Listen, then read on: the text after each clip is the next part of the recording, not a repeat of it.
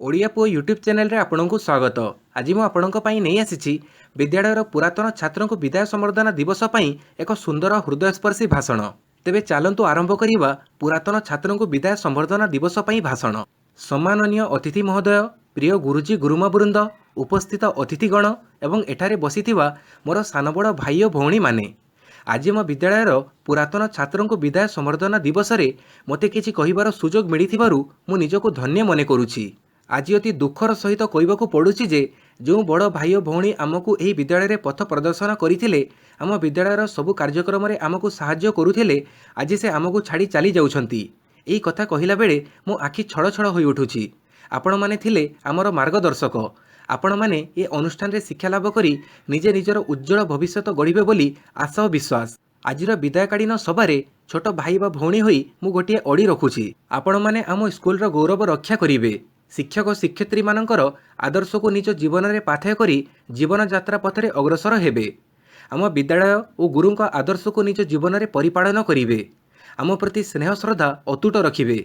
ये विद्यालय रे आमे निज जीवन गठन करिछु, यहाकु केबे भूलिबे नाही। थरे ए माटी रे जे पाद देइछि से मनीष परी मनीष होइछि।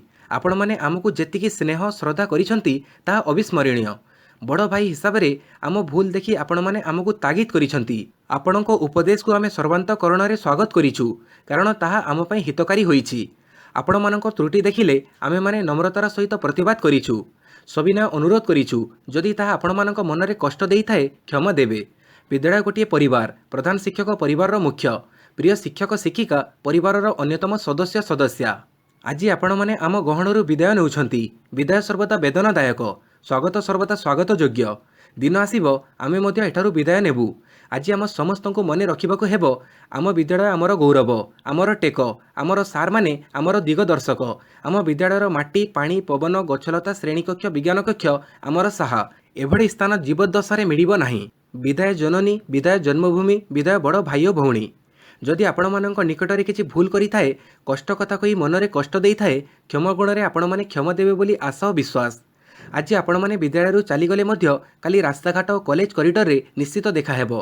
बाक क्षति सर्वदा सांघातिक, से क्षत को लिभेबा असंभव पर अटे। तथापि मोर विश्वास निस्सर्त भावे जणे जनकु भल पाइले विश्व में वैकुंठ सृष्टि हेबो। आज आमे जेपरि सान भाई अछु, काली मध्य आमे सान भाई भावे स्नेह श्रद्धा भिक्षा करिवु।